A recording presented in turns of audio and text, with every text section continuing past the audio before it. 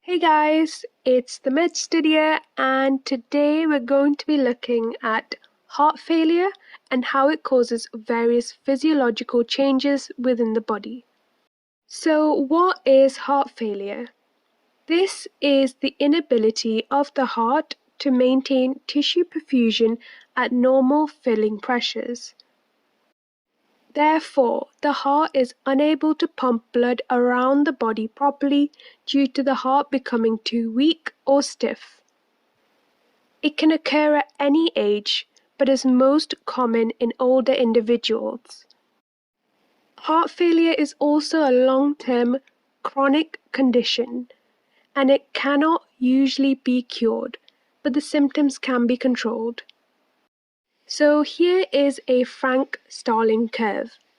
We know that the Frank-Starling law states that the stroke volume of the ventricles will increase as the left ventricular volume increases due to the high amounts of stretching within the myocytes. However, as you can see here in this red graph, this is not possible in heart failure. Hence, there's a reduced stroke volume even with increased diastolic pressure. Now let's have a look at how this might be present on a patient. The main symptoms of heart failure include breathlessness after activity or even at rest, feeling tired, and swollen ankles and feet. So what causes heart failure? Well, stroke volume is the volume of blood ejected from each ventricle due to the contraction of the heart muscle. There are various determinants of stroke volume, and when there are changes to these determinants, an individual can experience heart failure. Hence, stroke volume is affected by preload, which is the tension placed on the myocardial fibers at the end of diastole, afterload, which is the tension that opposes contraction of the heart muscle, and finally, contractility, which is the force of contraction at each given fiber length. Examples of this include valvular insufficiency. So if a patient has this condition, this can increase their preload due to the valves not being able to close properly. Hence, reduced blood leaves with each contraction. Similarly, with chronic hypertension, there can be increased afterload, as this can oppose the ability for the blood to leave the heart with each contraction. And finally, if someone had a myocardial infarction previously, then due to the damage on the myocytes, the heart cannot contract with the same force. Once an injury occurs to the heart muscle, it can result in reduced cardiac output. The physiological changes that result from this can make a vicious cycle of further damage. So initially, there's an injury to the heart muscle, like an occurrence of an MI.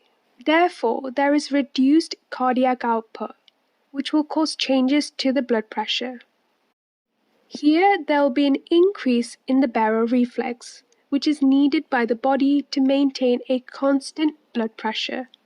This means that the heart will increase the sympathetic activity of the body, and as a result, there'll be increased heart rate, increased arterial vasoconstriction, and increased renin release, specifically due to the reduced renal perfusion.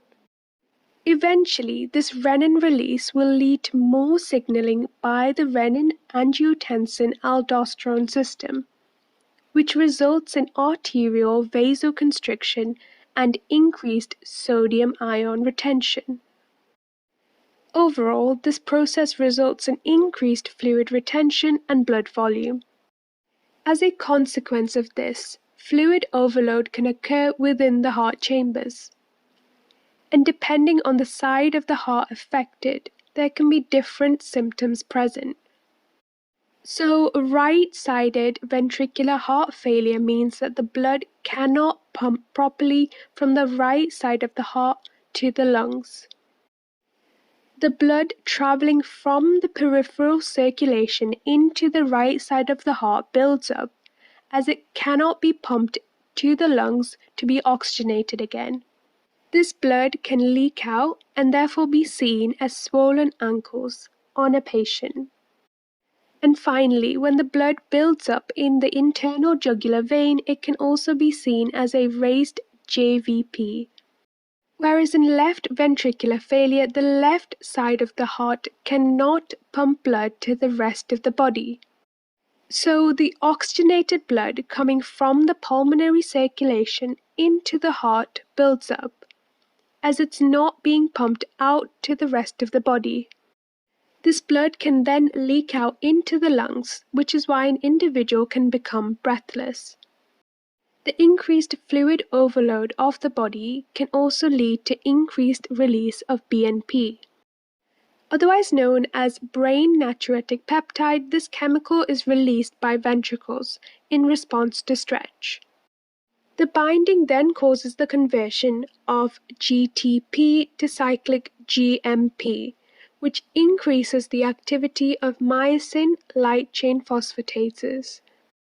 This means that there's an increased relaxation of the muscles due to the reduced phosphorylation of myosin heads. Therefore, the level of BNP is often used as a marker of heart failure. Although this mechanism can help to reduce the hypertension, it's not enough to solve the problem, as there is still fluid overload present. Eventually, due to this excess fluid, the heart tries to overcome this by changing its structure. So here you can see the right ventricle and the left ventricle, and there can be two various types of hypertrophy. Pressure overload mediates hypertrophy through thickening of the left ventricular wall, with little or no changes in chamber size. A pressure overload refers to a pathological state where the cardiac muscle has to contract while there is an excessive afterload. In a pressure overload-induced hypertrophy, there is a concentric hypertrophy, as the sarcomeres are added in parallel. Therefore, the heart ventricle is thicker and the systolic function will be maintained. Whereas when there's a volume overload, it results in a regular wall thickness but with an increased chamber size.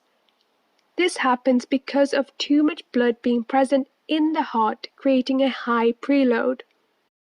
Therefore, there will be an eccentric hypertrophy as the sarcomeres are added in series, so the systolic function will be impaired. So now let's have a little summary about everything we've talked about in this video. The symptoms of heart failure included swollen ankles, being tired, and breathlessness. The causes of heart failure is also linked to the determinants of stroke volume, which includes preload, afterload, and contractility. The changes of stroke volume during heart failure can be shown in a STARLING curve. We also looked at the heart failure cycle and how it can cause the various symptoms that we also had a look at. Additionally, brain natriuretic peptide is a very important chemical in order to understand whether a patient has heart failure. And finally, structural remodeling can also occur during heart failure. This includes eccentric hypertrophy and concentric hypertrophy. And that brings us to the end of this video. Hope you guys found it really useful. Remember to like, subscribe, and comment below. And follow me on Instagram at the Medstudier.